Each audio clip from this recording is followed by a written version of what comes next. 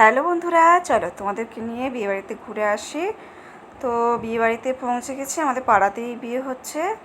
তো পাড়াতেই বিয়ে যখন, তখন রাত্রে বেশ সাজুগুজু করে একদম সুন্দর করে বেরিয়ে গেলাম। তো দেখো, আমি একটু নিজেকে ভিডিওর সামনে দেখিয়ে দিলাম। আর এটা হচ্ছে আমার যা, বড় যা। তো আমি চলো এসো একটু ভিডিওর সামনে এসো, দাঁড়াই। আর সামনে হচ্ছে একজন খালি গার্ড করছে। তো চলো ভেতরে যাই। ভেতরে দেখো কত সুন্দর করে ডেকোরেশন করেছে। এই আমার ছেলে আবার বলছে টাটা মা, তুমি যাও ভেতরে।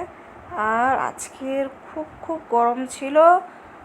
আর মানে আজকের না, সরি, বিয়ের দিনও গরম ছিল, তারপরের দিনও গরম ছিল। কিন্তু ভগবানের অশেষ কৃপা যে বৃষ্টিটা হয়নি। কদিন পর এত বৃষ্টি হচ্ছে, তো যেন একদম মানে বিয়েবাড়ি তো মানে একদম বেকার হয়ে যাওয়ার কথা ছিল, কিন্তু বৃষ্টিটা হয়নি। তো বিয়েবাড়ি মানে যে শুধু খাওয়া দাওয়া, তো সেটা নয়। বিয়েবাড়ি মানে অনেক নতুন নতুন মানুষজনের সঙ্গে আলাপ পরিচয় হওয়া, কথা বলা, এইসব তো হতেই থাকে। খাওয়া দাওয়া তো রয়েইছে। তো দেখো, এখন বরের বরণ চলছে। আমি একটু সাইড কেটে ঢুকে গেলাম ভিডিওটা করতে। তো দেখো, এখানে সব বরের মেয়ের ঠাকুমা, দিদি, দিদা, এসব সবাই মিলে বরণ করছে। তো এখানে বাঙালি মানেই কত নিয়ম কানুন থাকে। তো সেই হিসেবে বরণ করছে, ঠেলাঠেলিও করছে, ঠাম্মারা মজা করছে। তো এটাই তো বিয়েতে অনেক ইয়ার্কি ঠাট্টা সবই চলে।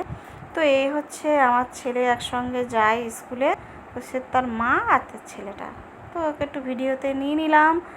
আর বিয়েবাড়ি মানে কত মানুষজন, তাদের তো সবাইকে একটু একটু করে তো নিতে হবে। তো আমি একটু বরের ভিডিও করে নিলাম।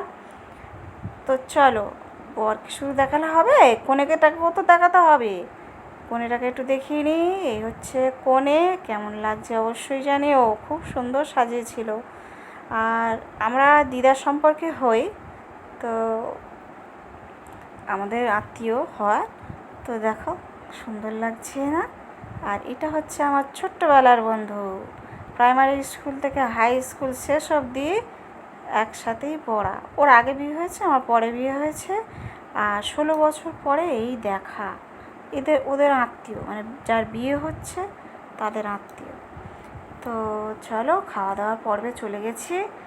বেশি রাত করাও যাবে না, ছেলে মেয়ের সব পরীক্ষা, সেই জন্য চলে গেলাম তাড়াতাড়ি করে খেতে। তো মেয়ে এক জায়গায় বসেছে, কিন্তু সেখানে মানে পাখা ছিল না। আমি বলি চল, যেখানে পাখা আছে সেখানেই বসবো। ও মানে অসম্ভব গরম ছিল। তো চলো, পাখা দেখে বসে পড়েছি। আমি নিজেকে একটু ভিডিওর মধ্যে নিয়ে নিলাম আবার খাওয়ার টেবিলে। তো খাওয়া দাওয়া তো হতেই থাকবে। তো চলো, টেবিলে বসে পড়লাম, পাতা জল সবই দিয়ে দিল। এইবারে তো আসল খাওয়া দাওয়া। তো খাওয়া দাওয়া, ওই আমার ছেলে দেখো কী করছে। খাওয়া দাওয়া তো হতেই থাকবে, কিন্তু এখানে পকোড়া ছিল, আর হচ্ছে কফি ছিল, ফুচকা ছিল, এটা আমি স্কিপ করে গেছি। তো চলো, কথা বলতে বলতে এখানে নান আর চানা মশলা দিয়েছে। প্রত্যেকটা মেনু কিন্তু অসাধারণ ছিল।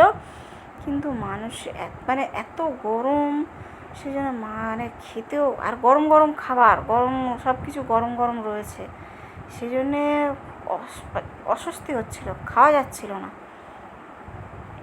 তো সব কিছুই টেস্টি হয়েছিল।